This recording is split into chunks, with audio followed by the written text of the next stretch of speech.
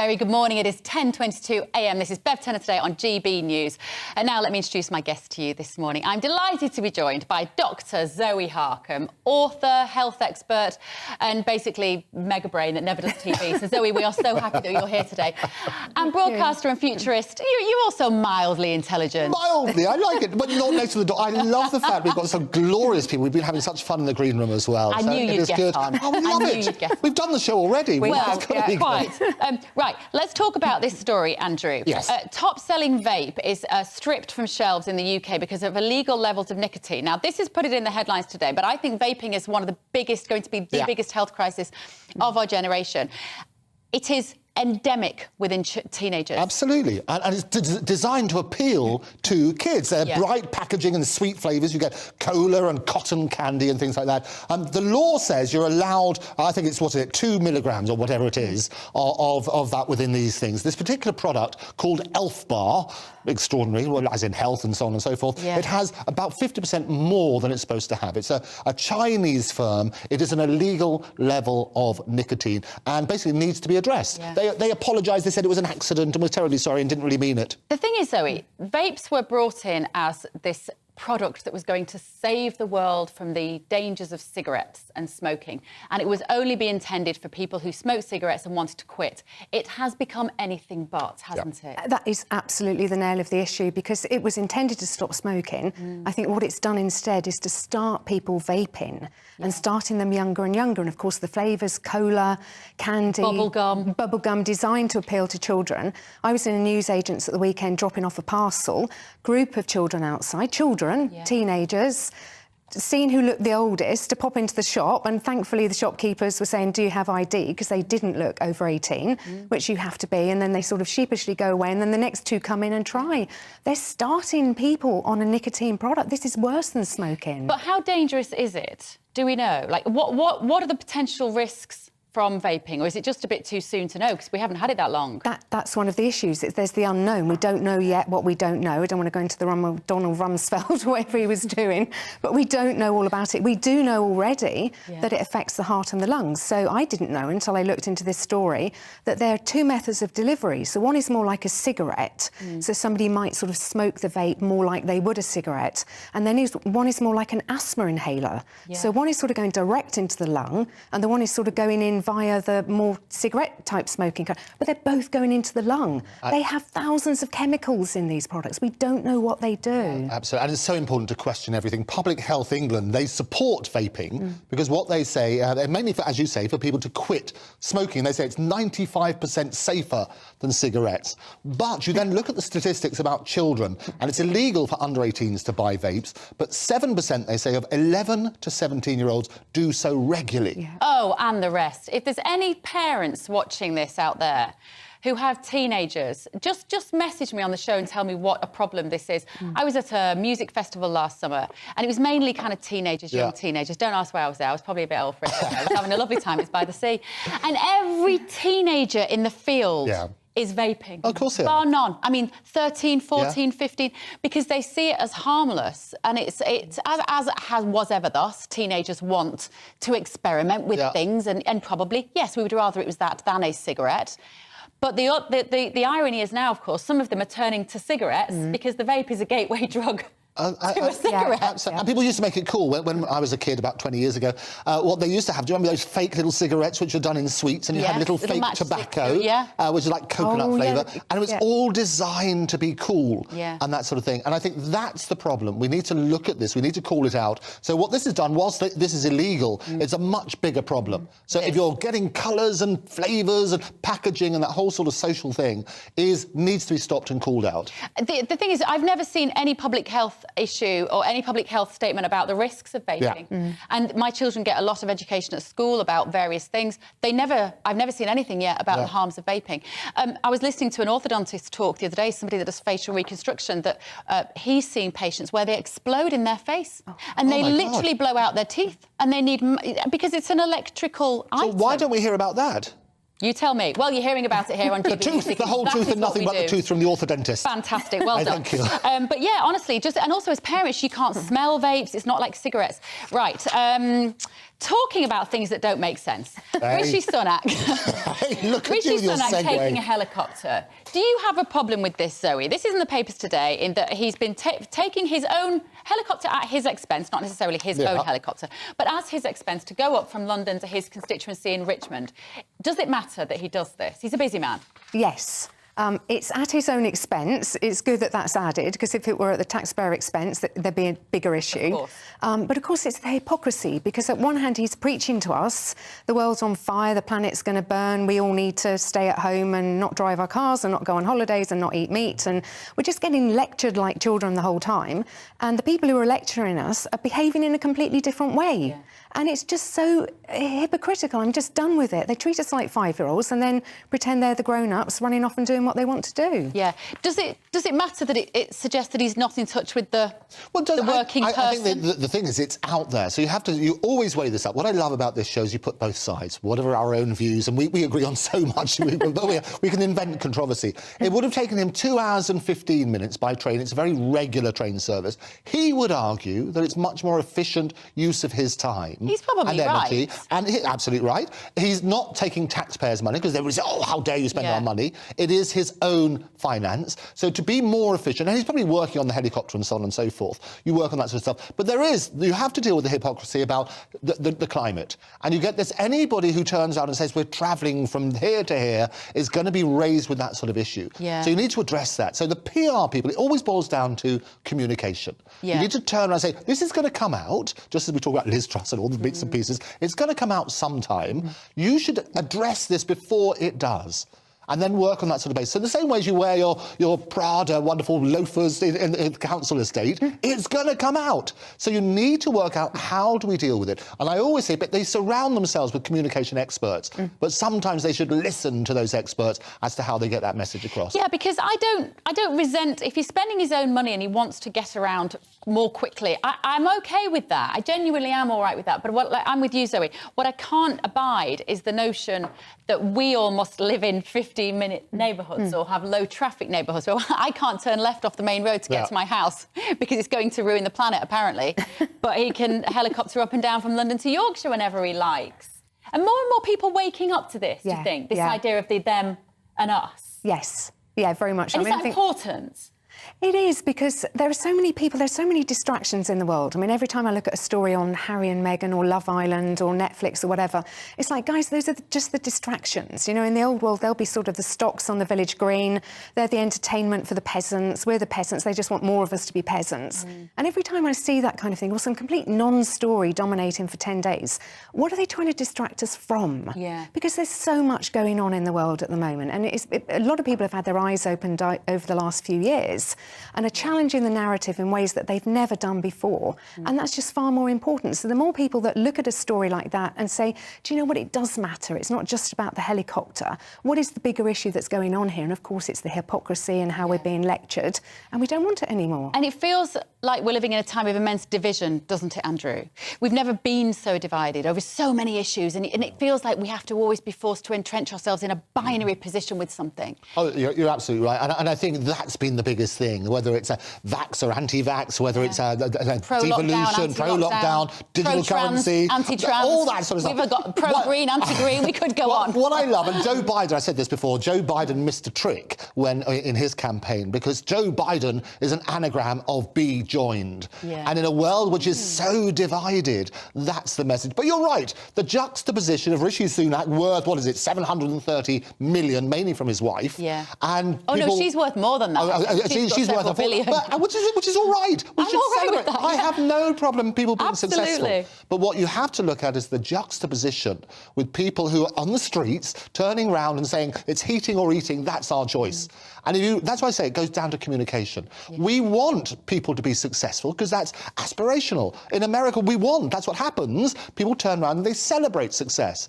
In this country, we sometimes resent it. And I think that narrative needs to change. But at the same time, we need to be sensitive to people and the things that they're feeling. And maybe once the Green Revolution is enacted, Rishi Sunak will put down his helicopter and he will also get on a hired bicycle like the rest of us. On your bike, Norman Tennant lives again. It's got to be good. It's not likely, is it? It's not, no, it's not going to happen. He'll be still flying around in a helicopter when we're all on our hired bikes.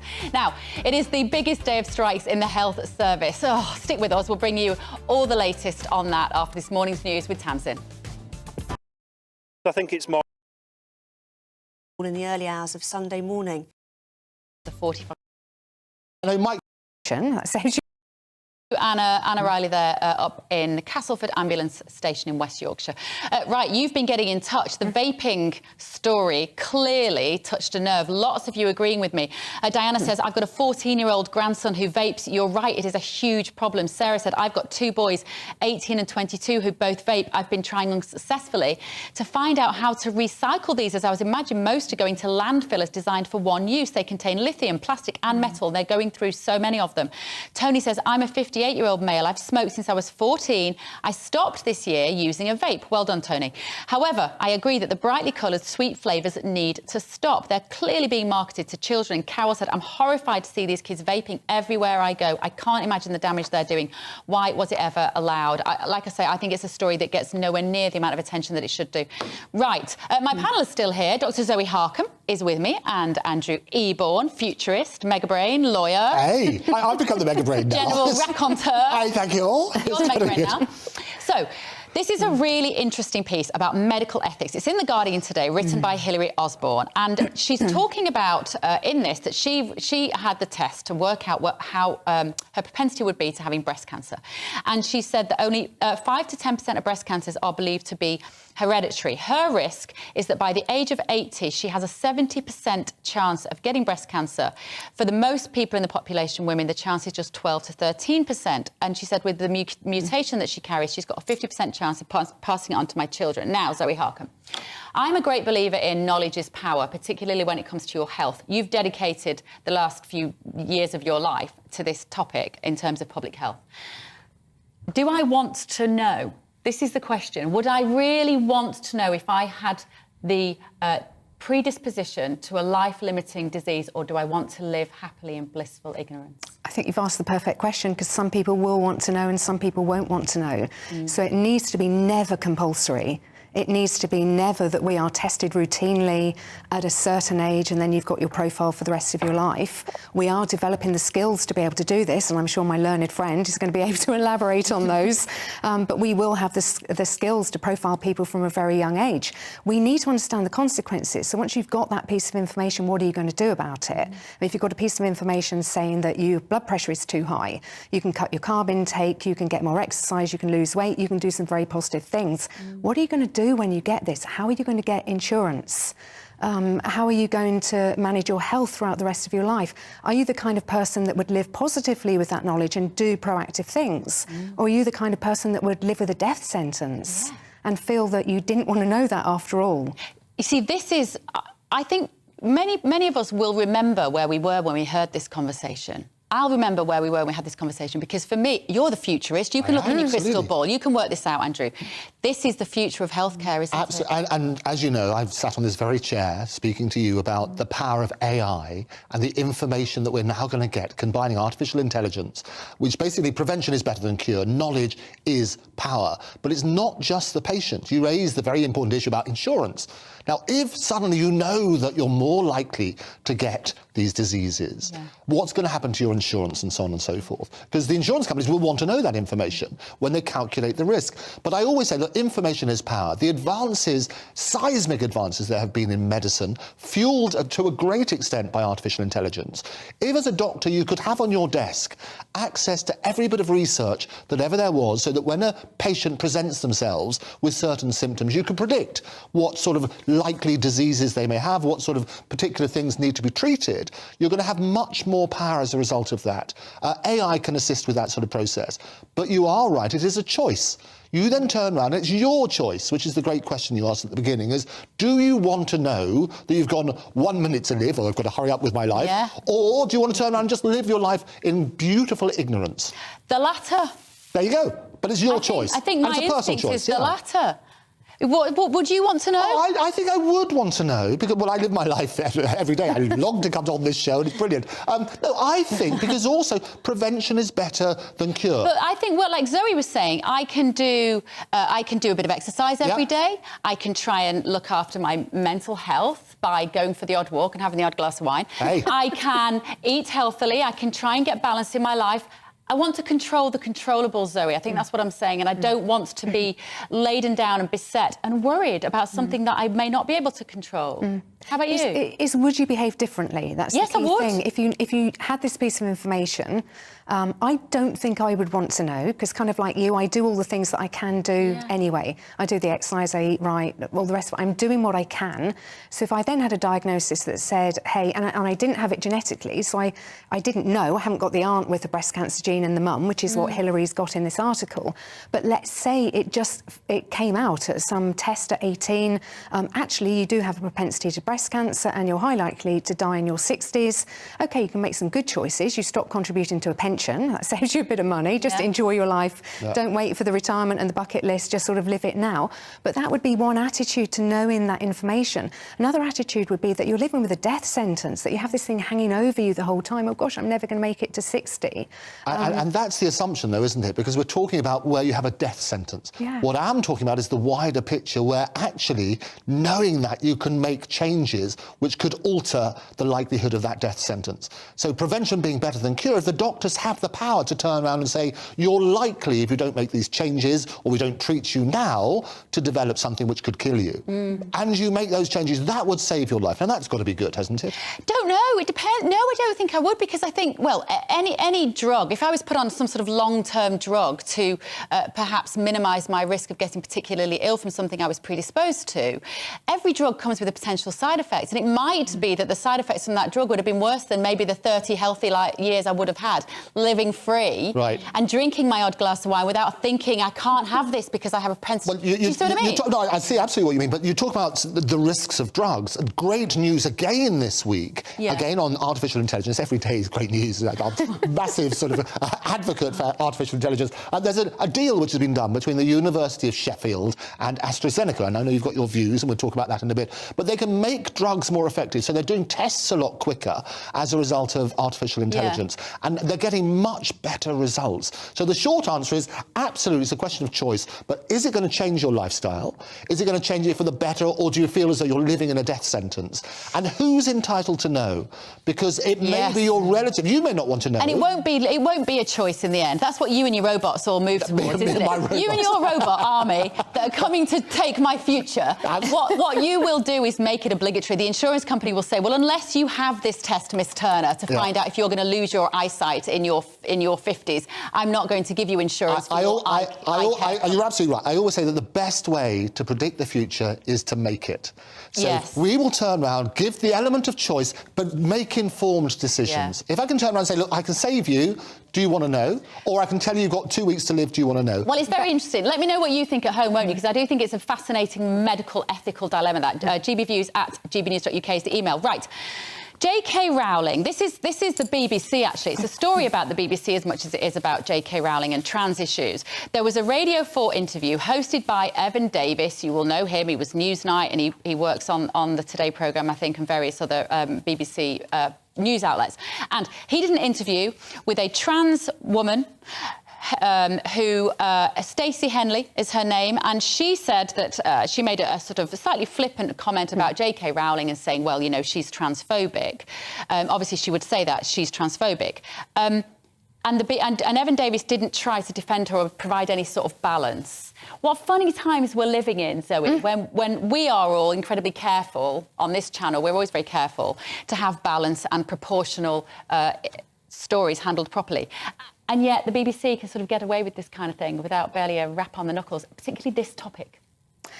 I think they've got previous, haven't they? I mean, I actually cancelled my TV licence back in 2020 because when the COVID thing hit, I just found it was one narrative. It was a narrative of fear, it was a narrative of scaring people, it was not a narrative of reassuring people. It was actually quite painful to watch. And you're very much an evidence-led researcher, aren't you? Yeah, so they weren't asking the evidence-based questions. When a test came out, they weren't saying, is this a good test? Who invented the test? Did the inventor of the test say that this was a good test for finding out things? We're starting to get data. Well, can we put it in perspective? So we've just put up 400 people die today. Should we remind the public that 1,700 people die every day in the UK?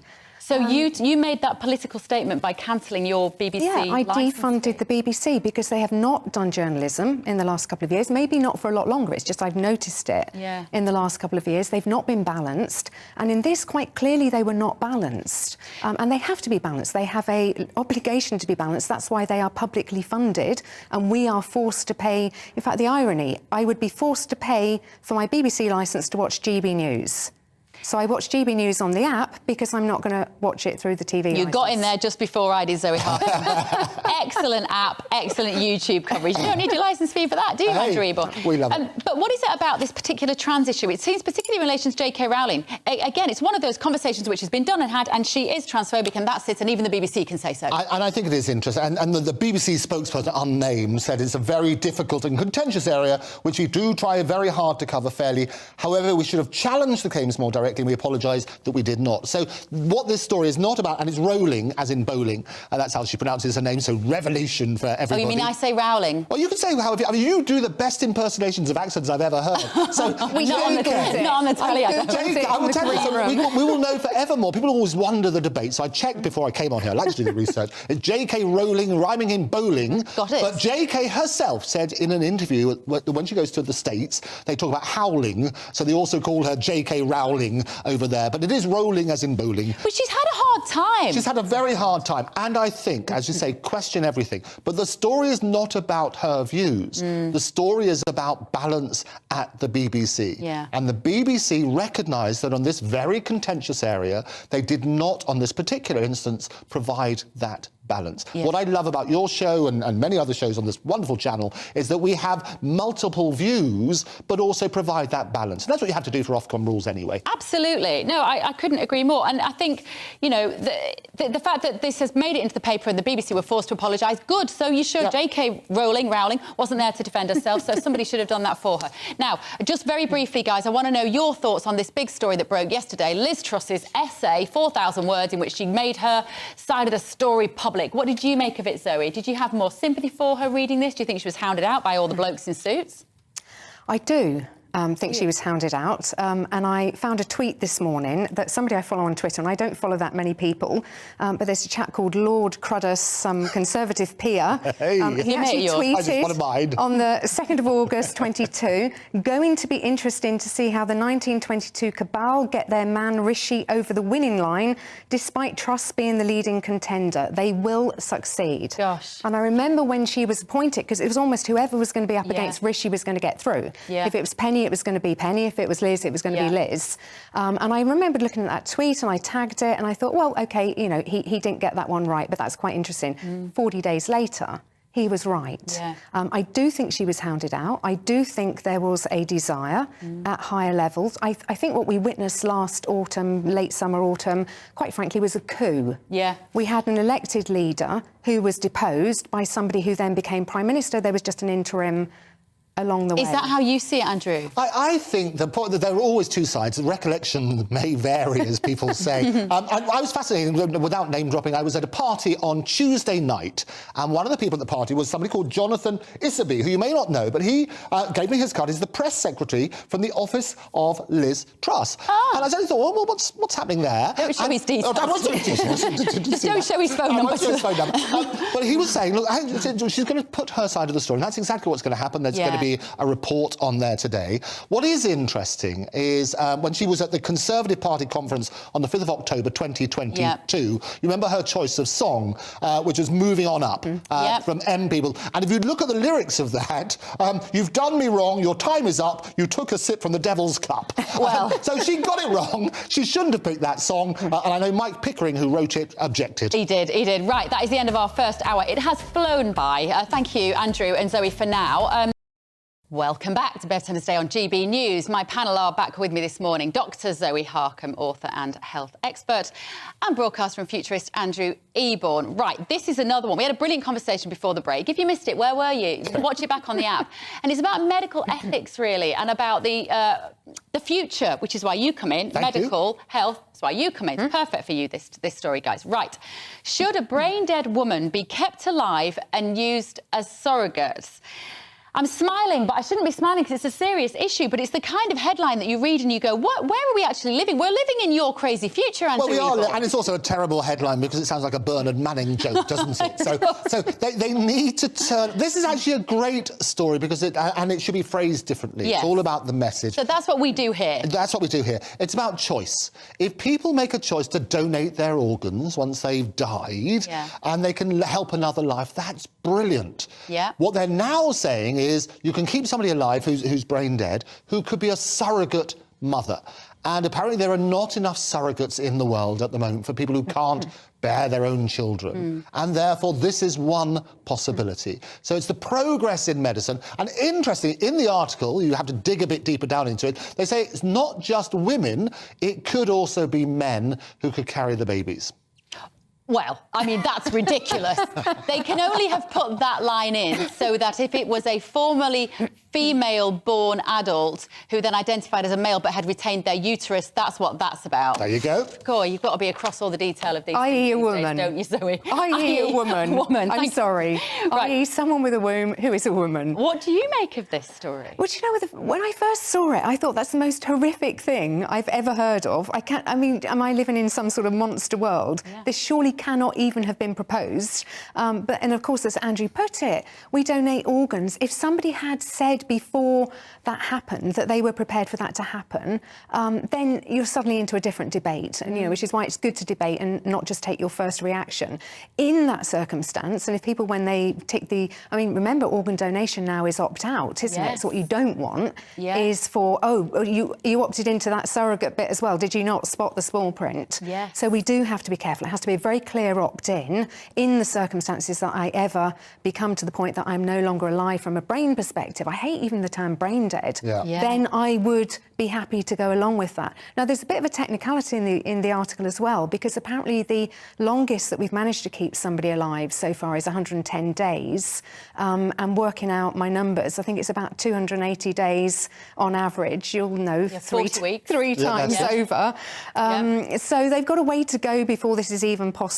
I see. And then you wonder, why do you start floating this kind of stuff? Are you trying to shock us in the health perspective in some way, because actually there's something coming down the line, and if you shock us a little bit and then pull us back, then suddenly we accept the thing that we're pulled back to. So I don't know where they're going with this. Well, they can't even do it yet. It's a Norwegian philosopher who has mooted this idea. Dr. Smarjaw. What's her name? Dr. Smarjaw. Fabulous. When you write the... Open the Smarjaw to all sorts of possibilities. It's got to be good. Nightmare that we're looking at. Well, you're Anna Smarjaw. There you see. And she's an associate professor in philosophy at the University of Oslo, and she said it could be a viable option for women who prefer not to carry a child. Yes. So the idea is that if you are a woman who's maybe been involved in some sort of traumatic head injury, maybe you've had a car accident, a brain injury, and yet your body can be kept alive, as Zoe has explained. You can be impregnated in vitro fertilisation to carry... You are just... Remember, do you speak Latin? Fluently. I bet you do. As a barrister, absolutely. Tota mulier in utero. You're right. You're absolutely right. Which means... Woman is nothing but a womb. Exactly. You had no idea what I meant then, I did. I will pretend that I do. No, we did. I studied Latin. And of course, that was a phrase that was meant to be a driver for feminism, that women have to move beyond just being seen as nothing but a womb. So this story, perhaps... It pushes us slightly back in time in terms of feminism, Zoe, in that you could be in your hospital bed and they say, well, you know, we can use that woman now as an incubator, a human incubator. The other part of the story I think that people aren't really considering is the child that is born to the woman in that condition. Surely the implications on them could be enormous. Yeah.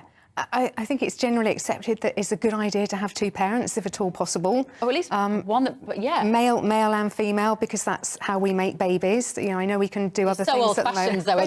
Breaking news! This is how we make babies on the Bev Turner show. I'm so controversial, and I can't go to the place that a man is having a baby. I'm sorry, we just got to stop this delusion. Yeah. You know, we didn't fully cover the JK Rowling. Andrew, you know, very Rolling, as in bowling. Bowling, yes, sorry, bowling, we did learn that. Andrew very tactfully said, well, you know, this is about the BBC impartiality, but there is a big issue, and you had kind of touched on it in the introduction, which is JK Rowling has been a fantastic voice for women, and the idea that somebody could go on the show and then unopposed accuse her of being transphobic. So there was a journalist, I think it was E.S. Rosetta or something, who was tasked with finding the 20 most transphobic things that JK Rowling had ever said and couldn't even find one. No. So that was then the story. Well, I think the reason JK Rowling has got embroiled into this is because she's a wordsmith, and she's a writer, and she's always been fighting for the fact that we're losing the word woman. And as soon as she said that, you know, she's become the victim. There has to be a platform. Trans activism. Right, we've got to move on. Okay. After the break, GB News economics and business editor Liam Halligan will be here in the studio. Big pension story today that we need to talk about. He spoke to Liz Truss last week as well before she published her 4,000-word article over the weekend. Ooh, let's find out what Handy had in that, shall we? After your morning's news with Tamsin.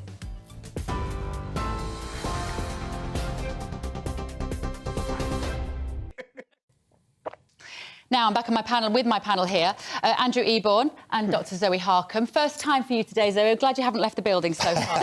You've had a good time so far. Right, OK, I'm going to need an explainer from you on this, Andrew Eborn, as you're a man that comes from the future. Thank you. This is about the digital pound that might be possible by 2030 in a bid to combat the failing use of cash. Andrew Bailey and Jeremy Hunt are expected to say it is likely that a new form of money will be needed as cash use continues to decline in an increasingly digital economy. It all sounds so harmless. It does sound harmless, and what it basically is it's basically, as the title suggests, digital currency. You don't need to have physical notes, physical coins and so on and so forth. And the problem is we've started with the world of cryptocurrency, and that's got a really bad name because of things like FTX, and you remember the terrible, appropriately named Sam Bankman-Fried, and the wonderful billions which are lost as a result of it.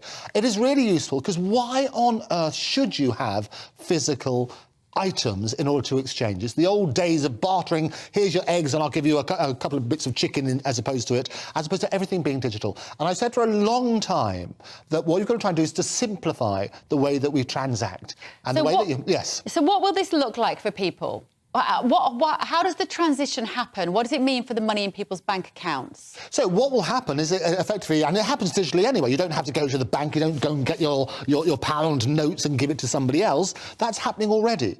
What we need to do is make sure, and this is what they say in the article as well, they're going to do both side by side, because you need to make sure you get to anything about technology, the starting point has to be flatten the learning curve. And if you think about how do I pay for items at the moment, what you're doing that digitally anyway. You're going there with your credit cards, you're tapping it, and that transacts. It's very rare that you're now handing over cash. And so many places since the pandemic no longer take cash. Zoe Harcombe, I can't work out if Andrew is an evil angel from the future. Do you know what I mean? He's fabulously enthusiastic. That is no doubt. Because I just have all these little alarm bells going off in my head about how we're all going to be beholden to our digital currency. And if we do not have the freedom to transact without the potential for surveillance, we are not free, Zoe. That's exactly what I'm thinking. I'm sat here thinking, what could possibly go wrong? So I want to understand the aim. And having read the article, the aim seems to be, because we're using cash less, but we've been forced to use cash less. You know, it did start during the whole COVID thing of, we don't want to touch pound notes because they might have a virus on them. And then we found out there was no fomite transmission. So sorry about that one as well. But why are they doing this? And if they are having the two along side by side, as Andrew says, we're there already. We already have digital payments. I can use it to the extent that I want to, and I can also use cash whenever I want to. So what is your aim? What is behind this? Because, again, I just don't trust people at the moment, people who are supposed to serve us, who are controlling us and telling us what to do. And I don't trust that they're not going to do something sinister with this. But isn't it also because it's about you can be programmable, because the Bank of England did ask Rishi Sunak this question way before he was Prime Minister, when they said, are you going to make your central banking digital currency programmable? And that means you can only spend it if we apply certain conditions. That must worry you. Well, if that's true, that would worry. But as with all these things... True in China. Well, but China, they only have weather balloons. You've got, don't believe everything. So the reality is it's going to happen. And as I say, it's just preparing that. What we need to do is avoid the shock headlines. And what they always say, and I said, P.T. Barnum, I always quote, P.T. Barnum said, if you want to draw a crowd, start a fight. So what you do, and the thing that spreads the most, the father of PR used to say that the thing that spreads the most is fear. So if you worry people about things, then all of a sudden they're not going to do it. What we need to do, and what you do brilliantly on this show, is we flatten the learning curve, explain what's going to happen. We're already doing digital transactions. There are far more digital transactions than people handling cash. What we need to make sure is that nobody's excluded. I agree. And what I love is the fact that we are talking about it and very few people are. Yeah. And that's what we need to be doing, is to make sure that we all understand what the regulations and the alignments might be around that. Right. Zoe, we're moving on, which is very accurate because this is a story about ADHD. Apparently, this is Max Pemberton writing in the Mail today, is that it is the must-have mental health condition and it's being overdiagnosed, in his opinion, as a doctor. Is this not just because none of us can concentrate for very long anymore because we're always flicking on our phones? I think there is some of that. I mean, we actually looked down the list of what is it that manifests itself as ADHD. It's things like impulsiveness, disorganised, poor time management, not able to focus. And I think we are developing a generation who would meet those criteria because it is all so multifactorial and so instant. You're on your phone and then it rings and then a message pops up and a notification and then you do this and you do... We didn't have that when we were younger and you could just focus on your homework or just do that. There is also the issue that you have the capacity to diagnose people more at the moment. So perhaps we did have the levels of autism, ADHD that we had then, but we're just more able to diagnose them. But it's about 5%, I think, globally that are being diagnosed or have been diagnosed as ADHD, 1 in 20. Well, that's one in, in a small classroom of children, but I think most teachers will tell you there seems to be more children that would present with this than that. And of course, there are these online tests now, Andrew, that this is what in this article is saying, and he said, this Dr. Max Pemberton, he said he did it and he came out as ADHD. Are you distracted by music if you're trying to do a piece of work? Well, yes, I am. Drug companies make money out of this, though. They do indeed, but what I don't like about this article, and I know Dr. Max Pemberton is there to, as I said, P.T. Barnum, start a fight. Yeah. You work on that sort of way. It's actually very negative. I think lots of celebrities have come out who legitimately, so Johnny Vegas, who very recently spoke about his own challenges, and he said he found it very reassuring to find that he got a diagnosis. I think I always object to labels, and we've become a society that's obsessed with labels and packaging people. We should celebrate diversity, but I also think, and it's a legitimate point, I also think we need to be the generation that talks about mental health so that the next generation doesn't suffer the stigma. Yeah. And I think if we understand those conditions, it looks good. The other thing which we should touch on as well, though, is the gender bias. Oh, yeah. So the reports coming out at the moment is they're not getting women and girls are not being properly diagnosed because they're saying it's more likely to be depression or anxiety than ADHD.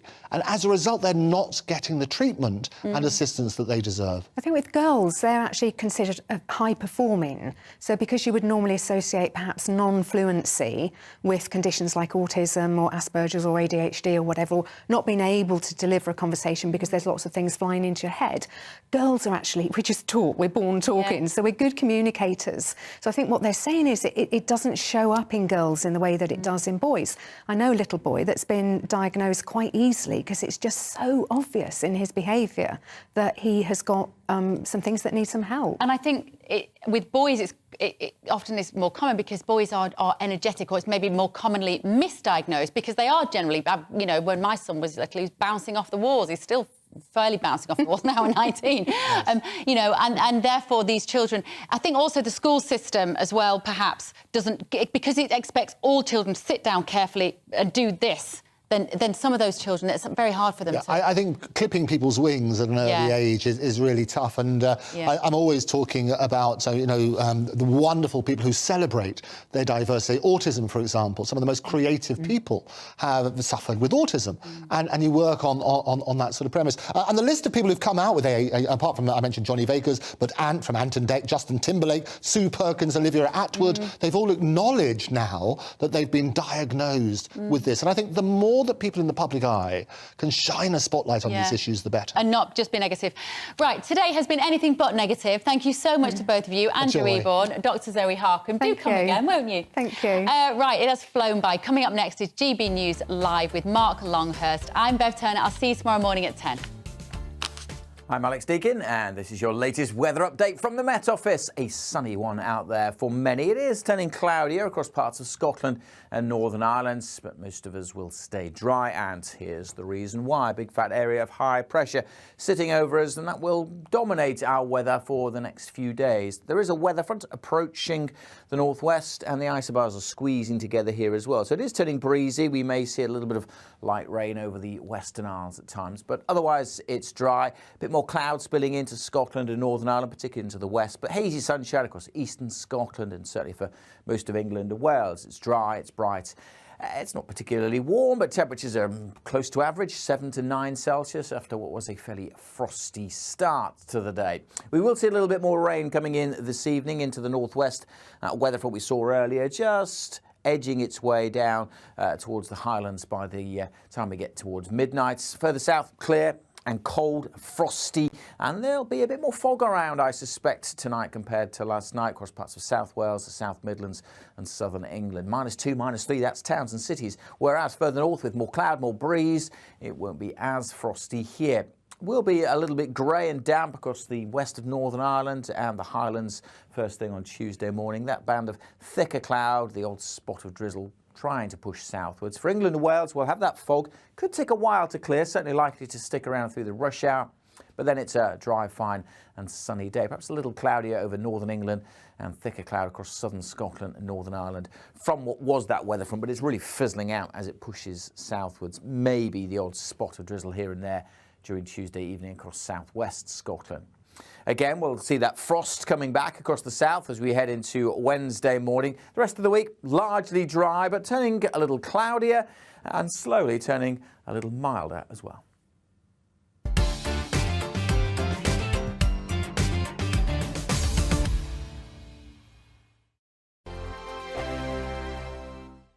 I'm Simon Evans. Join me on GB News for Headliners at 11 p.m. What's the scoop? I'll be joined by 2 of the country's top comedians. That's right. As we take a look at tomorrow's newspapers tonight. We're going to get into trouble. If it's a big story, we'll be covering it. Spill some tea on him.